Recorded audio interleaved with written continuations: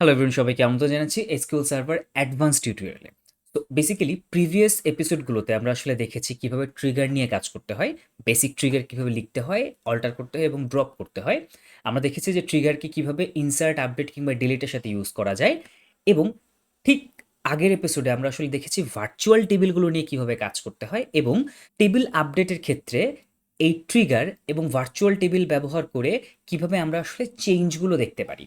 So আজকের এপিসোডে আমরা মূলত ট্রিগার এবং ভার্চুয়াল টেবিল নিয়েই দেখব, কিন্তু আমরা ভার্চুয়াল টেবিলগুলোর আসলে অ্যাডভান্স কিছু ইউজ দেখব। অর্থাৎ আজকের এপিসোডে আমরা আসলে দেখার চেষ্টা করব যখন কোনো একটা টেবিলে কিছু রো আপডেট হয় তখন সেখান থেকে আমরা কিভাবে কোনো একটা কলামের প্রিভিয়াস ভ্যালু কী ছিল, কারেন্ট ভ্যালু কী, সেটা পেতে পারি।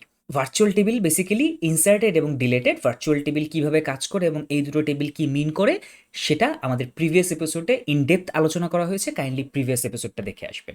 সো আজকে আমরা আসলে এটার অ্যাডভান্স ইউজ দেখবো। সো চলুন সরাসরি এসকিউএল সার্ভার ম্যানেজমেন্ট স্টুডিওতে চলে যাই। তো আমরা আমাদের এসকিউএল সার্ভার ম্যানেজমেন্ট স্টুডিওতে চলে এসেছি এবং এটা হচ্ছে আমাদের লাস্ট এপিসোডে লেখা ট্রিগার, যেটা আসলে প্রোডাক্ট টেবিলের উপর লেখা একটা ট্রিগার, এবং এটা আপডেট ডিএমএল অপারেশনের উপরে কাজ করবে। এবং এটার আসলে বেসিক কাজ কী ছিল? কিছুই না। সে আসলে যখন কিছু টেবিল আপডেট করা হবে সেখান থেকে সে ইনসার্টেড টেবিল থেকে সেই ডাটাগুলো পড়বে, পড়ে সিম্পলি অডিট রেকর্ড নামে এই টেবিলটাতে সেই ডাটাগুলোকে ইনসার্ট করবে।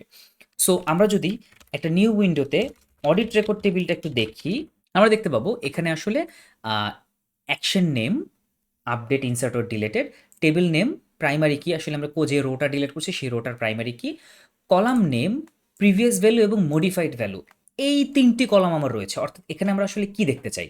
আমরা দেখতে চাই যদি আমরা কোনো একটা প্রোডাক্টের প্রাইস আপডেট করি তাহলে আমরা এই কলাম নেম, এখানে প্রাইস এই নামটা দেখতে চাই, অর্থাৎ কলামের নাম।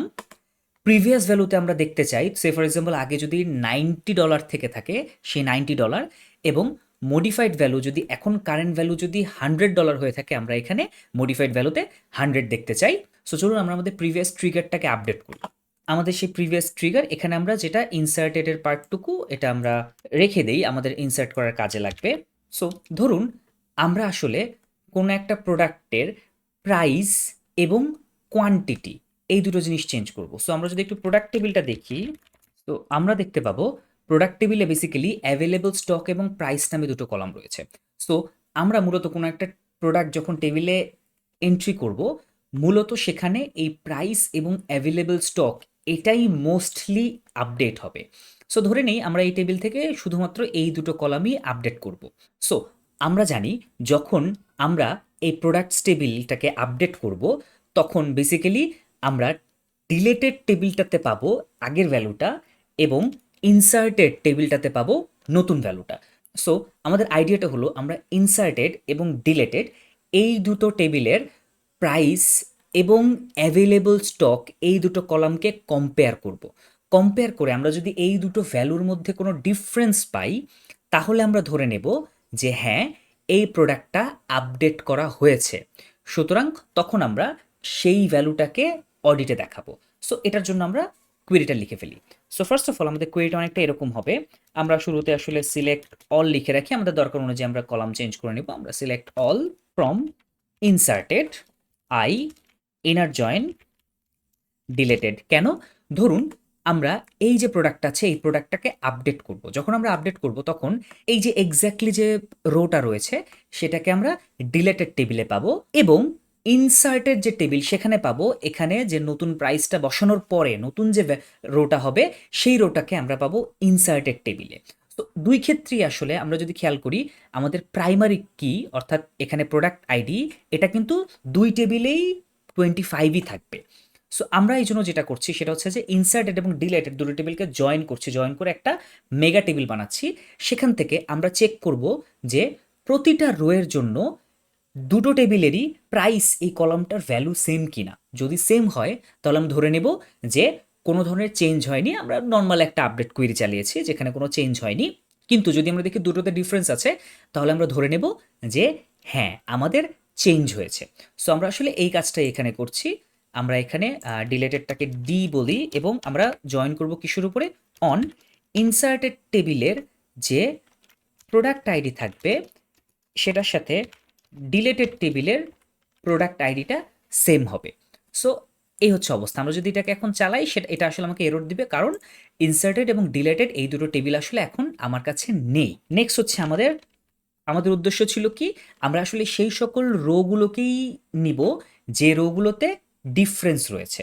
সুতরাং আমরা এখন যেটা করছি সেটা হচ্ছে যে আমরা ধরে নিই আমরা প্রথমে শুধুমাত্র প্রাইস কলামের জন্য চেক করছি। তাহলে আমরা লিখব where i dot price is not equals to d dot price, অর্থাৎ ইনসার্টেড এবং ডিলেটেডের দুটা টেবিলেরই কোনো একটা স্পেসিফিক রোয়ের প্রাইস যদি ডিফারেন্ট হয় তার মানে বুঝতে হবে যে এটা আপডেট হয়েছে, এবং আপডেট হয়ে কোনো একটা চেঞ্জ আনা হয়েছে এই কলামে। আপডেট তো অন্য কলামও হতে পারে, কিন্তু এই কলামটাতে স্পেসিফিক চেঞ্জ আনা হয়েছে কিনা আমরা এই দুটো ডিফারেন্স থেকে বুঝতে পারবো। আমরা এই যে কোয়েরিটুকু করলাম এটা আসলে আমাকে কি দিবে, এটা আমাকে আসলে স্পেসিফিক একটা করে রো দিবে, কিন্তু আমার তো আসলে রো দরকার নেই। আমার আসলে কি দরকার, আমরা মূলত আসলে এই টেবিলটাতে ইনসার্ট করতে চাই।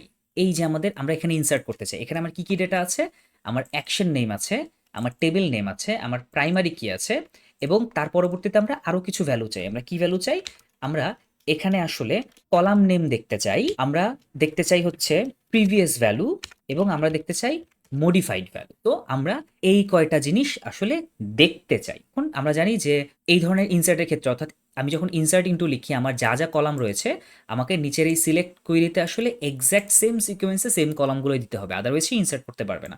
সো আমরা এটাকে রিমুভ করে দেই। সো সিলেক্ট, আমি এখন এখানে সিলেক্ট করবো কি, ফার্স্টে আমাকে অ্যাকশন নেম আমরা জানি আপডেট, নেক্সট হচ্ছে টেবিল নেমও আমরা জানি প্রোডাক্ট, নেক্সট হচ্ছে প্রাইমারি কি। সো প্রাইমারি কিটা কোথা থেকে আসবে, প্রাইমারি কিটা আমরা আসলে ইনসার্টেড কিংবা ডিলেটেড যে কোনো টেবিল থেকে নিতে পারি। সো আমরা ইনসার্টেড টেবিল থেকে নিয়ে নিচ্ছি প্রোডাক্ট আইডি। তো আমার 3টা কলাম হয়ে গেল। নেক্সট হচ্ছে কলাম নেম।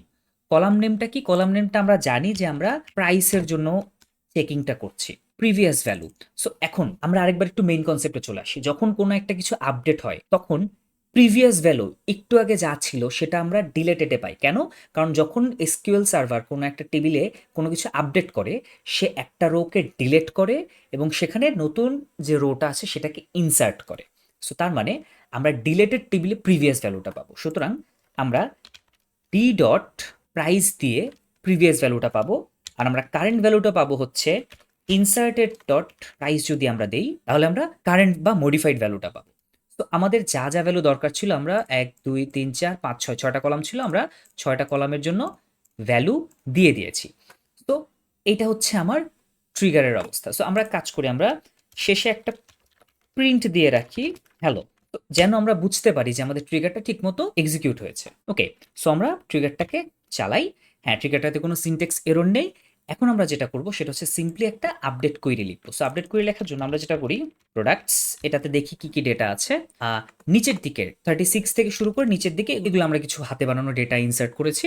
সো এখানে আমরা দেখতে পাচ্ছি যে একটা প্রাইস এক এক রকম আছে। আমরা যেটা করব, আমরা সবগুলোর প্রাইস 199.99 করে দেব। সো তাহলে আমরা এখন লিখব update products set spelling mistake, set price equals to 19.99, where ক্লজে আমরা বলবো যে 36 থেকে তার থেকে বড় যত প্রোডাক্ট আইডি আছে প্রত্যেকের জন্য এই কাজটা করবে। So where product ID is greater than or equal 36। সো এই কোয়েরিটা যদি আমরা চালাই তাহলে আমরা কি হবে একটু ইমাজিন করি। সো আমার এখানে নিচের এই যে 5টা রো রয়েছে এই 5টা রো আসলে আপডেট হবে। তো এদের মধ্যে আমি আসলে অডিটে কাদেরকে দেখতে পাবো, আমরা কি 5টা রোই অডিটে দেখতে পাবো? উচিত না। কেন, কারণ আমরা আসলে আপডেট কোয়েরিটা 5টার উপরেই চালাচ্ছি, কিন্তু অ্যাকচুয়ালি প্রাইস আপডেট কিন্তু হচ্ছে 36 37 38 এর কিন্তু হচ্ছে না, কারণ সে আগে থেকেই 199.99 আছে। তার মানে ফার্স্ট সেকেন্ড এবং ফোর্থ শুধুমাত্র এই 3টার জন্য আমার অডিট রেকর্ড পাওয়ার কথা। সো আমরা কাজ করি, আমরা অডিট টেবিল থেকে সবকিছু ডিলেট করে দিই, ডিলেট ফ্রম অডিট রেকর্ড, তো যেন আমাদের বুঝতে সুবিধা হয়। সো আমাদের আগের কিছু রো ছিল আমরা সেগুলো ডিলেট করে দিলাম। তো আলটিমেটলি আমরা যেটা করলাম সেটা হচ্ছে যে আমরা এখন একটা আপডেট কুইরি লিখেছি এবং নিচে একটা সিলেক্ট কুইরি লিখেছি, যেন আপডেট হয়ে সাথে সাথে আমাকে অডিট রেকর্ড টেবিলটা দেখায়। এখন আমরা যদি এটাকে চালাই আমরা দেখতে পাচ্ছি যে এই যে আপডেট হলো, আপডেট হওয়ার পরে আমার অডিট রেকর্ড টেবিলে আমি 3টা রেকর্ড পাচ্ছি এবং আমাদের কিন্তু তাই পাওয়ার কথা ছিল। এখন আমরা যেটা করি সেটা হচ্ছে যে আমরা যদি প্রোডাক্ট টেবিলটা আরেকবার একটু দেখি, প্রোডাক্টস, আমরা দেখতে পাবো যে তার যে লাস্ট 3টা 5টা প্রোডাক্ট ছিল, তাদের প্রত্যেকের প্রাইসই এখন 199.99। সো এখন আমরা যদি এই আপডেট কুইরিটাকে আবার চালাই তাহলে কি হওয়ার কথা? তাহলে প্রত্যেকের প্রাইসই অলরেডি 199.99 আছেই। আমি যদি এটাকে আবার আপডেট করার চেষ্টা করি তাহলে সেটার আর কোনো আপডেটের জন্য তার কোনো অডিট হওয়ার কথা না, বা অডিট রেকর্ডে কোনো ডাটা যাওয়ার কথা না। সো আমি এটাকে আরেকবার চালাই, সে আমাকে দেখাচ্ছে 5 রো এফেক্টেড, বাট আমরা একটু দেখি। আমরা দেখতে পাচ্ছি আমাদের নতুন কোনো রো আর অডিট রেকর্ড টেবিলে ইনসার্ট হয়নি। অর্থাৎ আমরা একটু আগে যে ফিল্টারটা দিয়েছিলাম, আমাদের এই যে ট্রিগারটা, সেটা আসলে ঠিকমতো কাজ করছে এবং সে শুধুমাত্র কলামে চেঞ্জ হলেই সেই ডেটাটাকে আমার অডিট রেকর্ড টেবিলে ইনসার্ট করছে। এখন আমরা যদি প্রাইস ছাড়া আরও কোনো কলামের জন্য অডিট রাখতে চাই যে সেই কলামগুলো তো চেঞ্জ হচ্ছে কিনা, তাহলে আমাদেরকে যেটা করতে হবে সেটা হচ্ছে যে এটার পরবর্তীতে আমাদেরকে এই সেম কুইরিটাই আমরা আরেকবার লিখতে পারি। এখানে আমরা হয়তো কলামের নাম চেঞ্জ করে প্রাইসের জায়গায় অ্যাভেলেবল স্টক দিতে পারি, স্পেলিং মিস্টেক, অ্যাভেলেবল স্টক দিতে পারি। সো তখন কি হবে, তখন আমাদেরকে চেক করতে হবে এখানে I dot available stock, same জিনিস D dot available stock. So আমরা যদি সিম্পলি এতটুকু করি, ও এখানেও আমাকে চেঞ্জ করতে হবে, প্রিভিয়াস ভ্যালু এবং কারেন্ট ভ্যালুতেও আমাকে চেঞ্জ আনতে হবে। তো এখন আমার এখানে দুটা কুইরি লেখা আছে। সো একটা হচ্ছে প্রথমটা প্রাইসের জন্য এবং পরেরটা অ্যাভেলেবল স্টকের জন্য। সুতরাং আমি যদি এখন আপডেট কুইরিতে প্রাইস চেঞ্জ করি এবং একই সাথে আমি যদি বলে দেই অ্যাভেলেবল স্টক, প্রত্যেকেরই এখন হয়ে যাবে সে ফর এক্সাম্পল 500, তাহলে সে আসলে কি করা উচিত? প্রথমত প্রাইসের জন্য কোনো অডিট রেকর্ডে ডেটা পড়ার কথা না। আমরা আবার পুরোটা ডিলিট করে দেই যেন আমাদের বুঝতে সুবিধা হয়। সো প্রাইস আপডেট হচ্ছে, এটার জন্য কোনো অডিট পড়ার কথা না, অডিট রেকর্ডে কোনো ইনসার্ট হওয়ার কথা না। কিন্তু প্রত্যেকটা আমরা যদি প্রোডাক্টগুলো দেখি, প্রত্যেকটা প্রোডাক্টেরই অ্যাভেলেবল কোনোটারই 500 নেই। সুতরাং এই প্রত্যেকটারই আসলে চেঞ্জ আসার কথা। তাহলে আমরা এটাকে একটু চালাই। আচ্ছা, আমরা ট্রিগারটা হয়তো চালাইনি এখনো, ট্রিগারটা এক্সিকিউট দিলাম, ফাইন। আমরা এখন আপডেট করি। তো আমরা যদি এখন অডিট রেকর্ড দেখি, আমার আসলে এখন শুধুমাত্র 5টা এন্ট্রি পাওয়ার কথা। দেখতে পাচ্ছেন আমরা 5টা এন্ট্রি পাচ্ছি এবং কার জন্য পাচ্ছি? কলাম নেম হচ্ছে অ্যাভেলেবল স্টক। আগে ছিল 200, এখন 500, 100, 500, 200, 100 ছিল, তারা 500 হয়ে গেছে। সো আলটিমেটলি এভাবে আমরা যতগুলো কলাম ইচ্ছা ততগুলোর জন্য আসলে অডিট নিয়ে কাজ করতে পারি। কিন্তু মজার ব্যাপার হচ্ছে যে রিয়েল লাইফ প্রোডাকশনে এইভাবে প্রত্যেকটা কলামের জন্য ইফ দিয়ে কাজ করা বা এরকম একটা কোয়েরি লেখা, এটা অনেক বেশি কস্টলি। এভাবে করা হয় না। এটা করার জন্য সব থেকে ভালো একটা প্রসেস হচ্ছে ডাইনামিক কুয়েরি ব্যবহার করা। সো নেক্সট এপিসোডে আমরা আসলে ডাইনামিক কুয়েরি কিভাবে ব্যবহার করতে হয়, কিভাবে জেনারেট করতে হয় এবং এক্সিকিউট করতে হয় সেগুলো দেখব। এবং দেখার পরে আমরা এক্স্যাক্ট এই কাজটাকে আরো অপটিমাইজড ওয়েতে করার চেষ্টা করব। সে পর্যন্ত ভালো থাকবেন। ধন্যবাদ।